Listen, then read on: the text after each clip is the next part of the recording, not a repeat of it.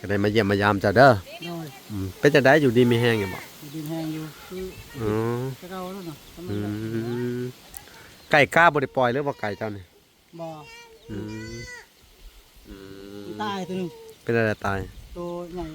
เป็นรอยเป็นจังไรเจ้าคือบ่ปล่อยออกมาอากาศสิเข้าคอกจำได้คอกได้อยู่หรอวะปล่อยก็บ่ออกปล่อยดินะปล่อยก็บ่ออกมันติดคอกอะเนาะแม่นมันกับไข่บ่ไก่บ่ไข่บ่เห็นไข่เห็นเคยแล้วทำเก่าเลยเขาว่าซั่นเขาบ่ปล่อยออกมาให้มันออกแล้วเขาเปิดคอกนะคำมาแล้วมันเข้าไปบ่ได้บ่ได้อยู่ลองปล่อยเพิ่งเด้อแต่จำได้ว่าไก่เจ้าของจำได้อยู่เนาะกะให้มันอยู่อันนอกนี่ก็ได้แหละกลางคำมาเผื่อมันเข้าไปอีกเนาะเดี๋ยวนี้อันน่ะกังเว้นเห็นยังเลี้ยงงัวเนาะเลี้ยงงัวให้เขาเนาะบึงงัวบึงควายอ๋อโดยกะบริเข้ามาด้นเติบแล้วพี่น้องเข้ามาเยี่ยมมายามอัปเดตเด้ออยู่ดีมีแห้งเนาะดีใจคนเข้ามาบ่ปานใดอยู่คนเดียวเงาเว้ยเนาะเงานะดีใจว่าเขามาลินทำไงเข้ามาลินดีใจร้ายเลยเนาะมาให้ว่าเข้ามาเพิ่งถึงเข้ามาอีกนะโดยมาขโมยก็เป็นบ่ล็อกเนาะแม่นอยู่สู้ๆเด้อสู้เป็นกำลังใจให้คือเก่าพี่น้องเลยเนาะ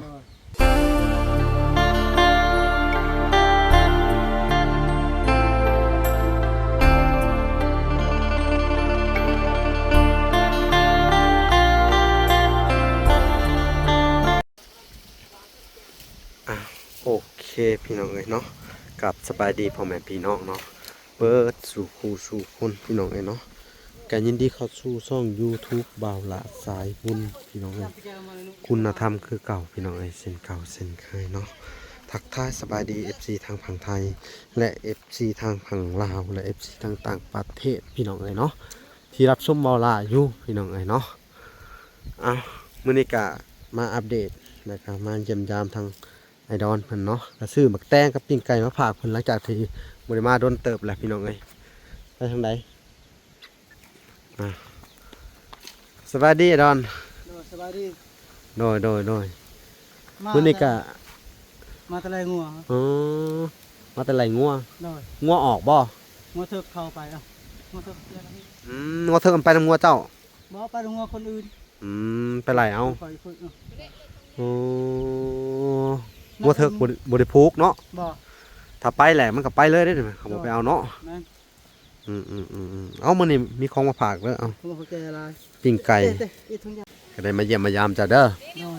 เป็นจะได้อยู่ดีมีแห้งอยู่บ่อยู่ดินแห้งอยู่จะเก่าแล้วเนาะไก่กล้าบ่ได้ปล่อยหรือว่าไก่เจ้านี่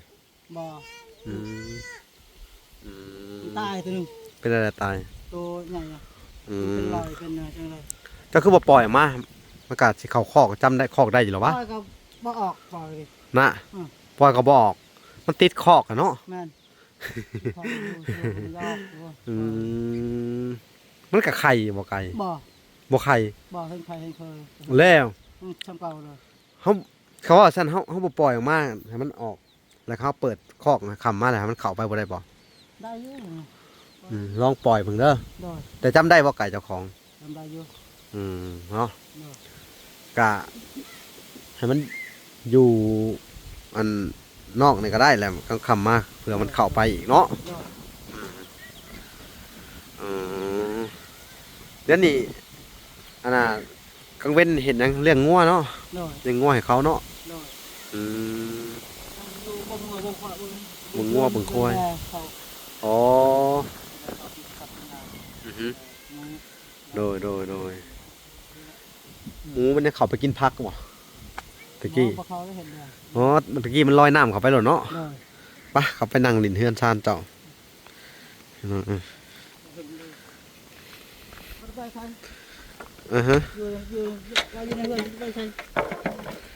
ื่อบานเมื่อใช่เมื่อบานนี้ที่ขอที่น้ำบอกว่าเมื่อบอก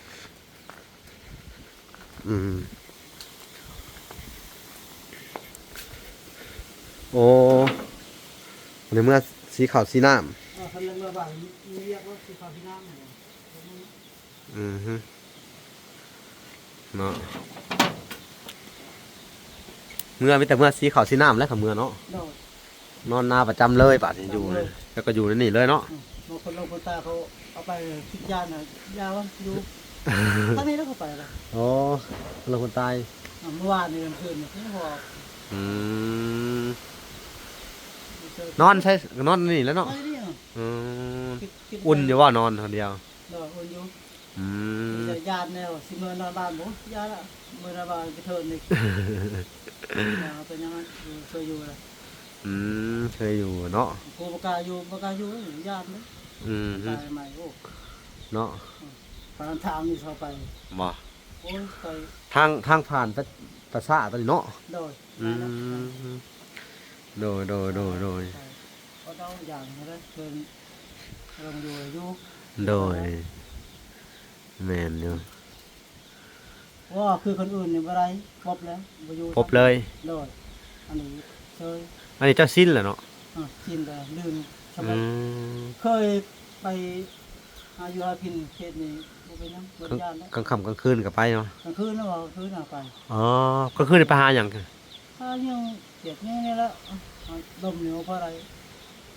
หมอเขากินทุกคนยัง โอ้ลมมันบ่ออกได้ลมเนาะ โดดหนาว อืมหนาวหาเยื่อเขียดอย่างนั้นแหละพี่น้องเอ้ยเนาะพอได้กินเขาว่ามันอันน่ะมันแดดเนาะ โดดเขากินอยู่เนาะ น้ำหนาวนี่เขาเยื่อหยังน้ำหนาวนี่ ตักพวกนี้เยอะถึงจะใช้เบ็ดใช้หม้อก็บ่ถึกมือใช้ลาว ปูปลามันก็บ่อยากกินเนาะ งั้น ใส่เบ็ดหยังแต่อันน่ะใส่เบ็ดเขียดคือเราเฮ็ดตะกี้บ่ มันเกียดไอ้ตะเกาเกียดตอนนั้นแหละ โอ้ไปใส่ในนี่คือเส้นนี่คือเก่าเนาะ เซในหัวใช่ก็ โอ้ ถือตัวนึง2โตนั่นแหละถือเสือถือก็บ่ถือก็มี โดยเนาะ โดดอยู่นั่นแหละไป อืมบ่ถือก็มีติโดยเนาะ โดด อ่าฮะ ว่ามึงเสือก็ถือมึงเสือบ่ถือใช้เบ็ดนะ อืมก็พอได้กินอยู่เนาะเขาว่า พอกินพอ ใส่ เดียว คั นะ กอะผู้เดียวเนาะ ตัวนึง2โตก็ชิมบ่ได้ อื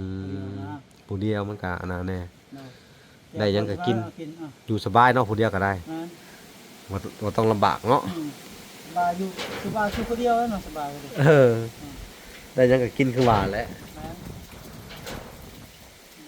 กลางคืนนอนหนาวอยู่บ่กลางคืนนี่ โอ้หนาวอยู่ อากาศหนาวเย็นเลยเนาะ โดด กลางค่ำกลางคืนมาเนาะ หนาว อือฮะ หนาวอยู่หนาวกัน อืม เป็นลมเลย อือฮึ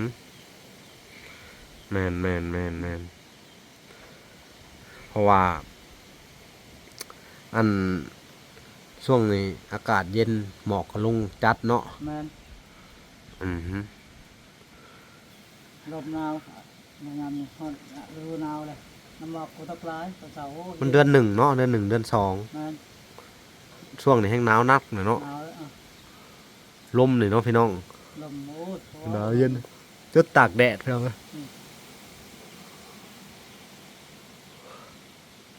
จะได้ทั้งผักยาเข่งเก็บเอาจะแห่นี่ อืม เอาวะ ใช่ จะแห่มาแทน โอ้ถั่วแห่สิเก็บถั่วแห่ให้อีก แต่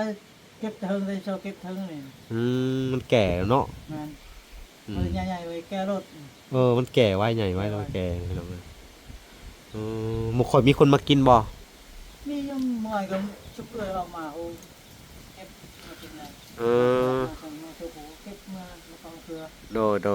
ดยอือฮะ เขาเก็บเมื่อแล้วปลาเท่าบาทแปด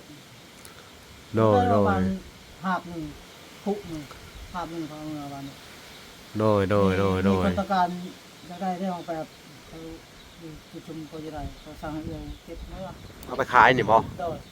โอ้ถ้าปลูกกันหลายก็ได้ขายต้นนี่เนาะ ร้านบุกยังบุกถึงบุกถึงแบบ คือว่าขึ้นไปเอาเห็ดเกินขึ้นไป กินก็มันยากกินได้ยังครับกินก็กินมันมีปวดยา กินก็กินบ่ มี เบิ ค ด นต้องการซื้อเก็บมัดอันนี้เขาเวลาเขาสั่งวันสองคน เขาจะเอาไปเนียนเนาะ นะ เอากินกับข้าวพี่น้องเฮ็ด เนี่ย กินกับแจ่วก็แซ่บอยู่ได้บักแปบเนาะ โดย อืม ตัวแกก็ต้มกินได้มันได้แล้วแต่มัน โดย ตัวแก ก็บ่ได้เข้ามาด้นเติบแล้วพี่น้องก็มาเยี่ยมมายามอัปเดตเด้อ โดย อยู่ดีมีแฮงเนาะ ดีใจคนพม่าบ่บ่บ่ได้อยู่คนเดียวเงาเว้ยเนาะ เงานะ โดย ดีใจว่าเขามาลินนำเนี่ย ทำเข้ามาดีน่ะดีใจร้ายเลยเนาะ อืม นี่แล้วมาให้แล้วเข้ามาคนนึงเข้ามาอีกนะ โดย มาขมือก็เป็นบ่ล็อกเนาะ แม่นอยู่สู้ๆเด้อ โดย สู้ๆเป็นกำลังใจให้คือเก่าพี่น้องเอ้ยเนาะ โดย ทางไอดอลก็ได้พี่น้องเอ้ยคือไอดอลนี่ก็เป็นลูกกำพร้าเนาะ โดย ที่แบบว่าอันใช้ชีวิตอันอยู่น้ำคนก็เอาตัวรอดได้นะ โดย เนาะ โดย แบบว่าบ่เฮ็ดอันน่ะความลำบากให้คนอื่นเนาะ โดย บ่สร้างความลำบากเนาะไม่ใช่ว่าจังไดพี่น้องเอ้ย มีแล้วความลำบากคนอื่นเรามีแล้ว อือฮึ ว่าบ่มีแล้วเฮ็ดให้คนอื่นให้ลำบาก คือเจ้านี่อันน่ะลำบากมาตั้งแต่อายุจักปี12บ่จ้ะว่า โดย พอตายไหนเนาะ โดย ตายเบิดแล้วก็เร่ร่อนไปหาอยู่นํคนอื่นเขานี่เนาะ โดย อื อยู่ ม บนนั้นอยู่บนนี้ก็บ่สิอยู่ไปเลยเงินนั่นนะเงินพอเอื้อย อืมแสดงว่าไปอยู่บนได้เขาก็อันนั้นได้นี่ฮะ โดย เขาก็เอาเนาะถ้าเฮาอัน แม่น ถ้าเฮาคนดีนะเนาะ อยู่ใช้ก็ได้ขอนี่ อยู่ใส่ก็บ่ตายเนาะ บ่แม่น อืม ปกติเราอยู่ขอเฮาก็เฮาต้องเฮ็ดเวียกคือเฮ็ดก็เฮ็ดแตะเก่าเฮ็ดเอาเอง อืมเฮ็ดคือเฮ็ดเนาะเฮ็ดเวียกเนาะ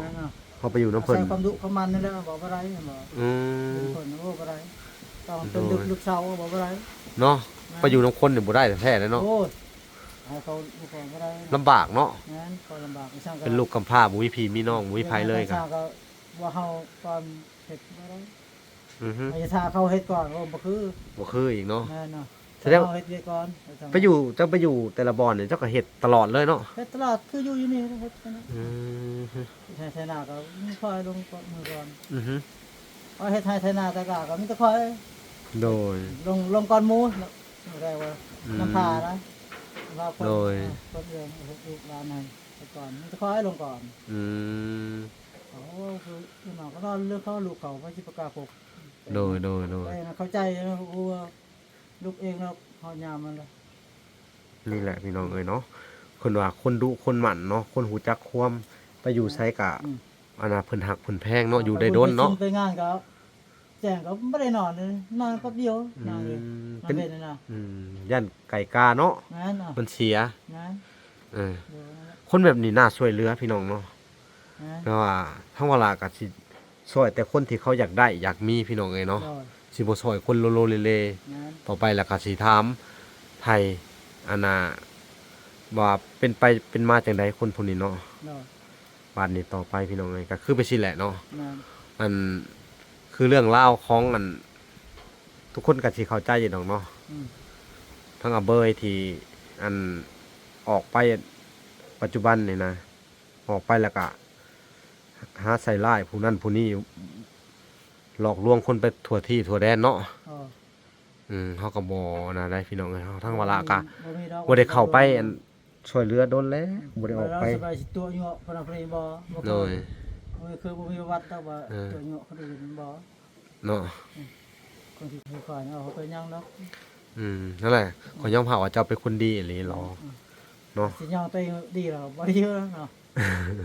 บ่เอาตามติดตามไปคนอื่นนี่รู้จักรอกใจ ช่วยเหลือคนที่พัฒนาตนเองเนาะคือเขาคือไอดอลนี่ก็ขอบคุณผู้ใหญ่ที่ช่วยแล้ว โดย อันเพิ่นก็ต่อยอดได้พี่น้องเอ้ยเนาะ โดย สู่ชนต่อไปพี่น้องเอ้ยอดเอาสู้ๆเด้อ โดย เจ้าก็มีโอกาสได้ซ้ำเพิ่นที่เพิ่นให้นี่แหละพี่น้องเอ้ย โดย นี่ก็มีกระทบทั้งว่าสัญญาเกาะต่อเติมออกไปเนาะทั้งว่าหลากระซอยกระทบของเพิ่นตัวนี้เนาะ โดย ก็ได้แต่กระทบเนาะ โดย ก็แปลกคือกัน โดย เนาะพี่น้องเอ้ยคนที่อันน่ะดูหมั่นขยันคนดี โดย เพิ่นผัดมองบ่เห็นเนาะ โดย พี่น้องเอ้ยถ้าเสร็จจังไดคันวันคนที่บ่ได้เรื่องสูบยามงยาม่าเขาผัดมักซอยจะเป็นแนวใด นั่นเนาะ เขาบ่เข้าใจอะนะ อืม อืมคนที่เกเรนิสัยบ่ดีเนี่ยเขาก็ยังซอยเนาะ บางทีจังได้ยังมีบ่นั่นเนาะบ่พื้นนะ เออเอาสู้ๆไป โดย กับศรัทธาเฮาเนาะ โดย มันเป็นบุญวาสนาของเฮาก็ว่าแม่นเนาะอือฮึ สิได้เพิ่นทราบเป็นไงได้ได้ว่าพอสักเบอร์ อืม ได้ สู้ไปเด้อ โดย เจ้าก็ได้อยากได้แผ่นฉากไปได้แผ่นฉาก เซลล์นะก็ใจนะ โซลาร์เซลล์ ขอตัวใหญ่นะคันหนึงพอใช้สักแบบสักเบอร์สบา อื ย ม นี่ลำบากสักแบบสักอย่างต้องมือเซาอยู่บ้านพุ่น โอ้ลำบากศาสตร์แบตเนาะ โดย โดยอดเอาอดเอา เซาอ พี่ ยู่ น้อง บ้าน เอ้ย ยาวเมื่ออีกบ่ อย่างเมื่อเนาะอย่างลัดไปพี่แล้ว รักเนี่ย เออพี่ ยา น้ ว อง เอา เอ้ย อีก เนาะ เซามือสัก คือไอ้ดอนนี่เพิ่นก็เป็นลูกกำพร้าพี่น้องแต่เพิ่น โดย อันน่ะไปอาศัยอยู่น้ำคนก็อยู่ด้วยความดูหมั่นเนาะ โดย ด้วยคนขยันขันแข็งพี่น้องจังอยู่ได้ ถ้าบ่อดบ่ทนอันนี้ก็อยู่บ่ได้อีกเนาะ โดย อืมถ้าบ่มีความอดทนบ่มีหยังก็อยู่ยากลำบากอยู่แหล้เนาะ โดย นี่แหละพี่น้อง คนบ่มีพ่อมีแม่บ่มีพี่มีน้อง แต่เพิ่นเอาตัวรอดได้โดยที่อันน่ะบ่ไปสร้างความเดือดร้อนไผหั้นน่ะ โดย ถือว่าโอเคได้อเจ้า โดย เนาะ โดย สู้ๆต่อไปเด้อเป็นกำลังใจให้คือเก่าเนาะ โดย ทางเวลาก็อันดีใจที่เห็นเจ้าต่อยอดได้เนาะ โดย เออทางเวลาก็สิได้อันน่ะกลับไปแก้ปัญหาอีกเนาะทางอาเบยเนาะ โดย อีกเนาะว่าทั้งอันเพิ่นลงข่าวว่าเฮาเป็นคนอันน่ะอันขับไล่เพิ่นหนี้อิหยังประมาณนี้นะเนาะแต่ว่าเพิ่นบ่ได้ฮู้ความจริงว่าเฮาเป็นจังไดนะว่าเฮาบ่ได้ซอยเพิ่นตั้งแต่แรกแล้วนะ โดย ตั้งแต่พาเพิ่นมาเนาะ โดย จักสิว่าจังไดพี่น้องเอ้ยในเมื่อผู้ใหญ่เพิ่นเว้าเกี่ยวกับเฮาว่าเฮาเป็นคนอันซอยแล้วไล่หนี้ซั่นซี่นั้นบ่แม่นเนาะเพราะมันบ่เพราะว่าเฮาก็บ่ได้ไปอยู่ในนั้นแล้วเฮาก็บ่ได้อันน่ะถ่ายเอาเบยแต่อันน่ะต่อมาเนาะ โดย เขาก็บ่ได้ถ่ายเลย เป็นจังได๋กะพี่น้องเอ้ยก็มีอันคนเนาะคือทั้งอันผู้ใหญ่นั่นแหละที่ว่าเคยซอยอาเบยมาแหละ แล้วก็ลงมาเรียกร้องว่าซั่นขอความยุติธรรมอหย่างประมาณนี้นะว่าอันให้ผู้ใหญ่ทั้งหลายที่ซอยอาเบยว่าอันเรียกร้องให้อาเบยว่าเนาะแต่เฮาก็บ่ฮู้ที่มาที่ไปเป็นจังไดเนาะ โดย เออพี่น้องเอ้ยพี่น้องเอ้ยคือว่าทางไอดอนกะ อันตกแรงมากกะ เพิ่นก็นี่แหละพี่น้องอยู่นะให้ในหน้าเผาเป็ดเผาไก่เผาหยังเนาะให้ทั้งอันครอบครัวที่มันอยู่นำนั่นแหละเนาะ โดย แต่คือบัญชีกะผู้ใหญ่ชื่อดินชื่อดอนให้ไปอันนี้ก็เป็นของเจ้าแต่ตอนนี้เนาะ โดย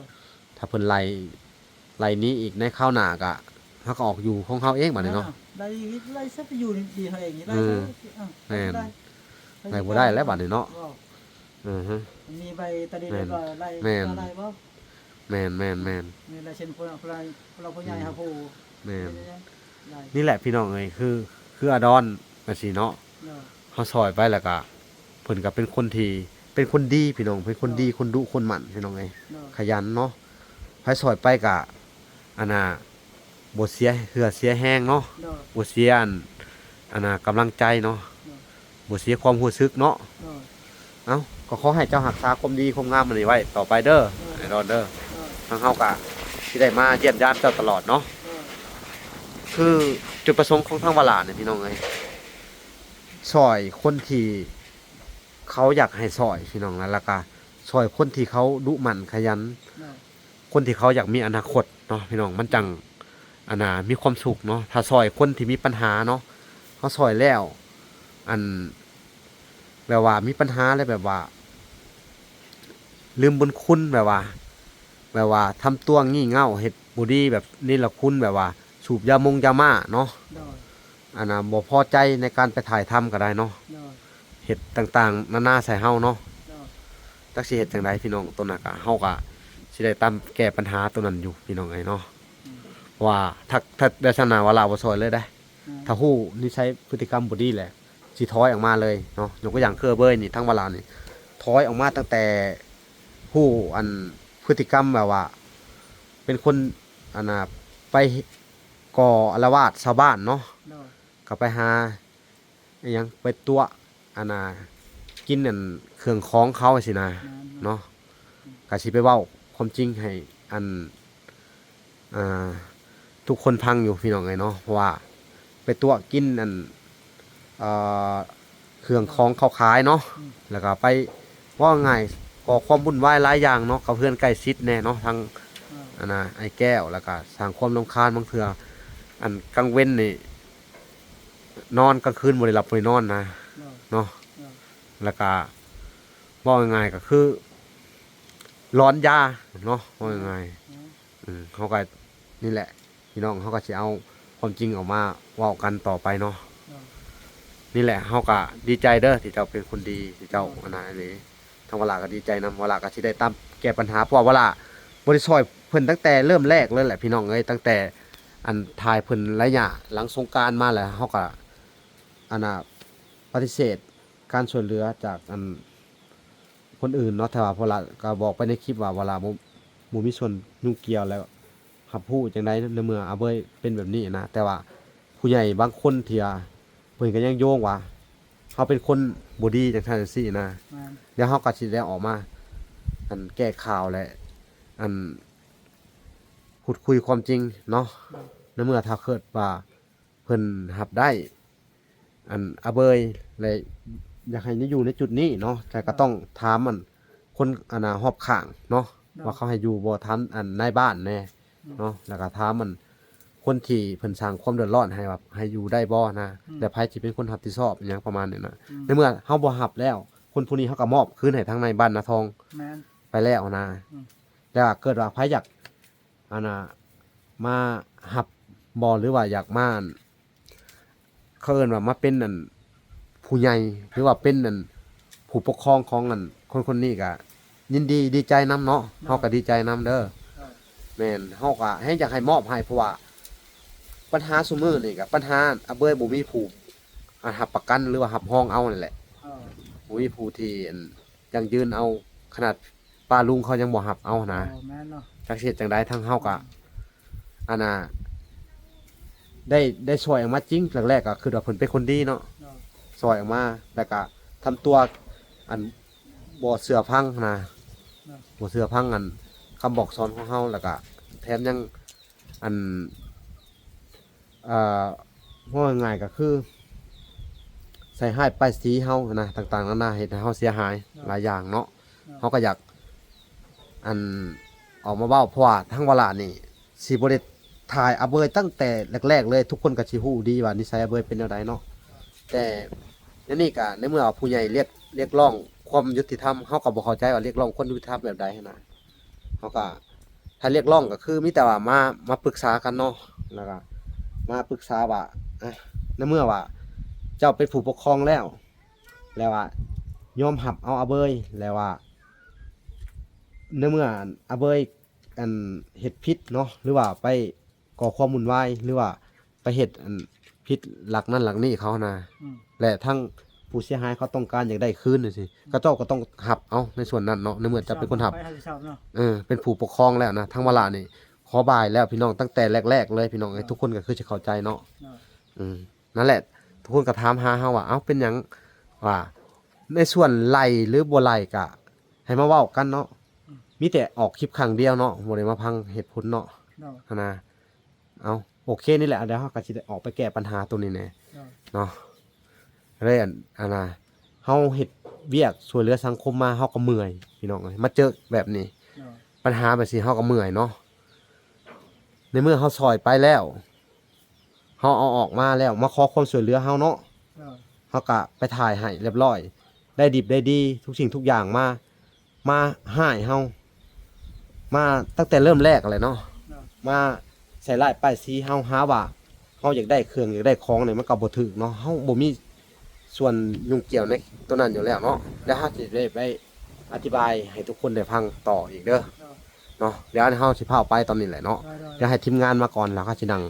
พูดคุยกันแก้ปัญหาในเรื่องนี้เนาะ ได้ เพราะว่าการช่วยเหลือกะทั้งผู้ใหญ่ทั้งวลากะบอกตรงๆเลยสิบ่ได้ช่วยเหลือคนที่บ่ดี ได้ สนับสนุนเขาแบบเสพยาม่าเนาะ ได้ หลักเล่มสิบ่มีเนาะทางวลาก็ถอนโตเลย ได้ เนาะทางอันแม่เพิ่นก็ให้ถอนโตออกแต่แรกๆเลยทางวลาก็ได้ถอนโตแต่แรกเลยนะแต่ว่าเฮาก็สิได้ออกมาเว้าเลยว่าเอาเว้ยเฮ็ดอีหยังแหน่หลายๆสิ่งหลายๆอย่างเนาะ ได้ เอาโอเคพี่น้องเอ้ยฝากไปติดตามคลิปตอนต่อไปแล้วก็มาพูดคุยกันตอนต่อไปเนาะทางวลาก็